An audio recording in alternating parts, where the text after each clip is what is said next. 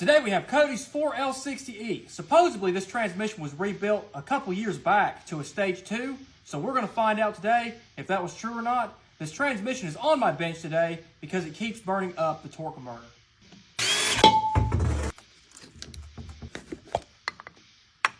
And we do have a Corvette servo.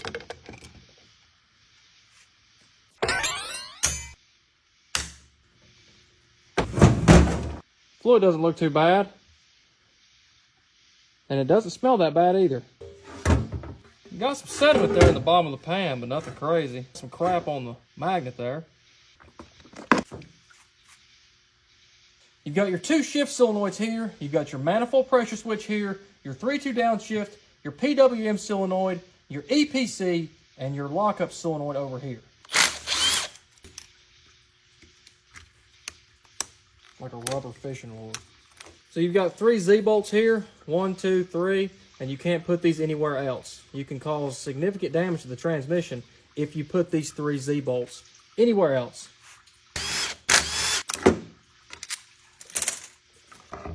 Now you got 7 check ball locations. You got 2 here, 3, 4, 5, 6, and 7.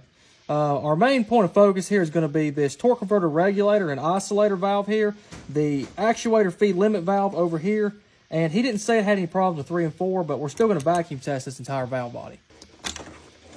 There's a little filter in here. Make sure that that's not clogged up. That looks okay. I can see through it there. That's a good sign right there just by itself that this transmission hasn't overheated. If they overheat or if they get water in them or some sort of foreign material, the gaskets will seal to this plate and it'll seal to the separator plate here.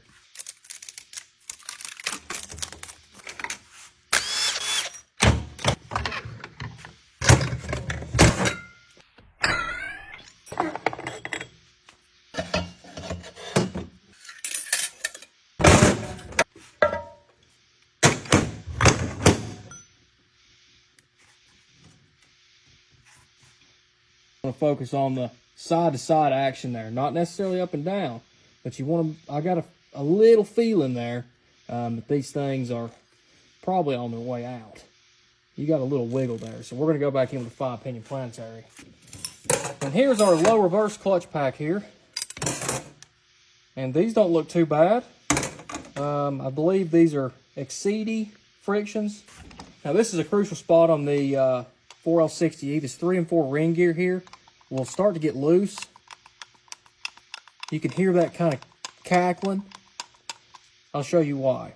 These teeth right here, it starts to chamfer these teeth right here, and eventually it will chew all of this metal off of these diagonal teeth that fit inside of the ring gear. So I always go back in with a brand new one just to ensure that you know, it's not going to strip these splines out of here. These upper planetaries here don't necessarily go as bad as the lower ones do, and these feel to be okay.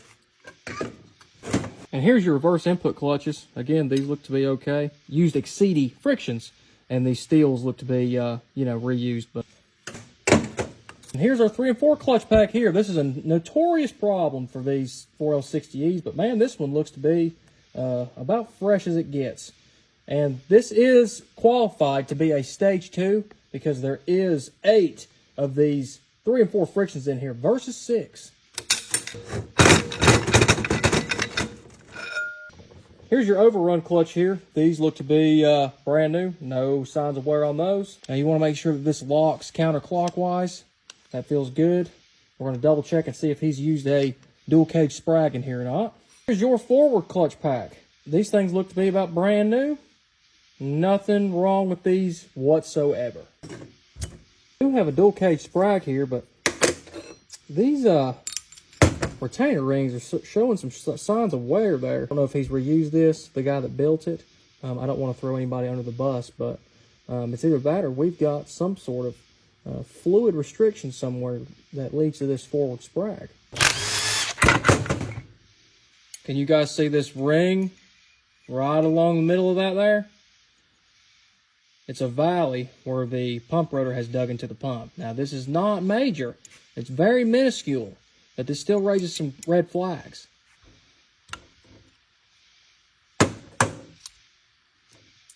And you can see the line right around the middle here too. We've definitely got some valleys, some scratches, stuff that's going to cause a cross leak inside of this pump, and it's not going to get the proper line pressure.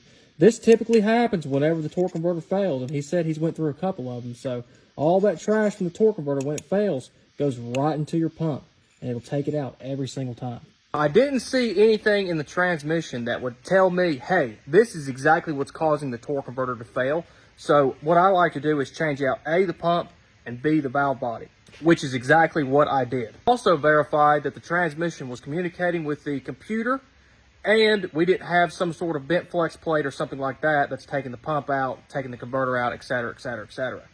So the transmission's back in Cody's truck, and it's working great. I'm going to monitor this situation for the next couple weeks and stay in touch with him just to make sure that there's no issues moving forward. But a lot of times with these 4L60Es, there could be a hairline crack in the valve body or in the pump, and that can cause cross leaking, and it can prematurely take out the converter.